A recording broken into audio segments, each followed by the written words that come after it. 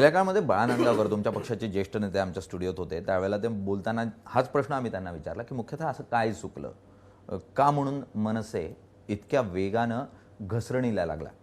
तर त्यावेळेला त्यांनी ते मान्य केलं, अगदी प्रांजळपणे मान्य केलं की काही प्रमाणावर डोक्यात हवा गेली होती. तुम्हाला असं वाटतं कार्यकर्त्यांच्या डोक्यात हवा गेली होती? नाही, मला वाटत नाही. मला हा हवा जाण्याचा नसतो, त्यावेळेच्या हा हवेचा प्रश्न असतो. माझा जो सहकारी आहे, कार्यकर्ता आहे माझ्या बरोबरचा, हा मला असं वाटतं भाबडा आहे, हुशार आहे, काम करायला तत्पर आहे, इतरांपेक्षा, इतर पक्षांपेक्षा भाबडा आहे. भाबडेपणात काही गोष्टी घडतात, परंतु ते काही डेलिबरेटली काही गोष्टी केल्या. आणि कसं होतं की या सगळ्या याच्यामध्ये एक मुठभर माणसं जी नावं खराब करतात, त्याच्यामुळे सरसकट लोकांचं एकूण एक ज्याला एक परसेप्शन असं होतं की बाबा हे असंच आहेत. अगदी. आणि मला बरं आहे की ती मुठभर लोक गेली बाहेर. लोक निघून गेली, पण ज्या पक्षातून तुम्ही आला होता त्या पक्षाला पुन्हा एकदा सहकार्य करण्याची भावना तुम्ही दाखवली होती. एक मिनिट, मी पहिल्यांदा म्हणजे ज्या पक्षात होतो, बरोबर आहे, त्या पक्षाचा सुरुवातीचा काळ काढून बघा. जर तो इतिहास जर समजा काढला, म्हणजे मी कोणाची बरोबरी आणि ह्या गोष्टी बोलत नाहीये, ती एक प्रोसेस आहे.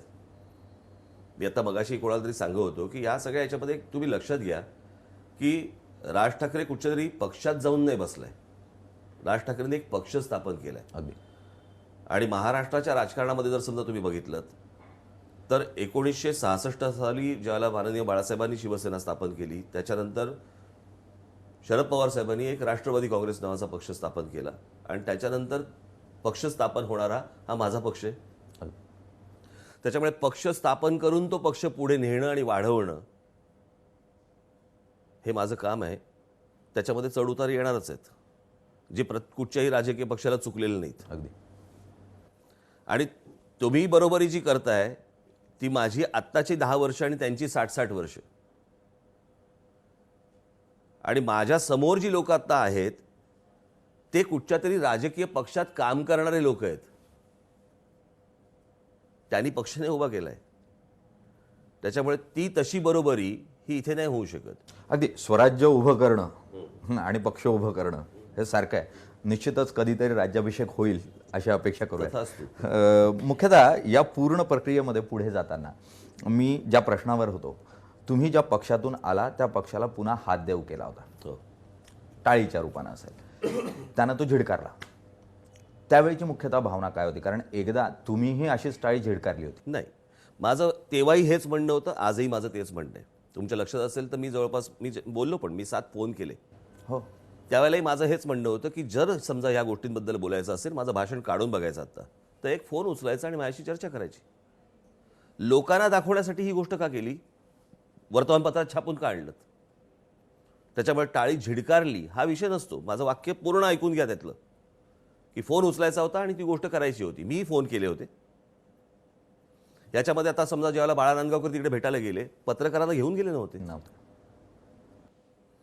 आणि एक पहिली गोष्ट आपण बघितली पाहिजे की मला असं वाटतं की माझा एखादा इगो असेल किंवा मग कोणाचा त्याचा असेल किंवा कोणाचाही असेल, याच्यापेक्षा मुंबई, महाराष्ट्र आणि मराठी माणूस हा खूप मोठा आहे.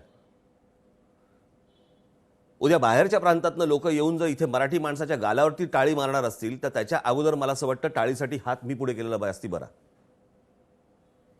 त्याला मी कमीपणा समजत नाही. तो जर त्यांना नको असेल, झिडकारला असेल, तो त्यांचा प्रश्न आहे. त्यांना जर योग्य वेळेत समज आली आणि त्यांनी पुन्हा हात पुढे केला तर तुम्ही घ्याल हातात? आता अजूनपर्यंत समज नाही आली, आता पुढे कशी येईल समज मला माहीत नाहीये. अजूनपर्यंत महानगरपालिकेच्या निवडणुकीला नरेंद्र मोदींच्या नावाने शिव्या घालण्यात काय अर्थ असतो हेच जर समजा समजलं नसेल, आणि 25 वर्षात महानगरपालिकेमध्ये कोणती कोणती कामं केली ही न दाखवता नरेंद्र मोदींना शिव्या घालण्यात जर ह्यांना समाधान वाटत असेल तर कोणता समज आहे मला अजूनपर्यंत कळलेला नाही.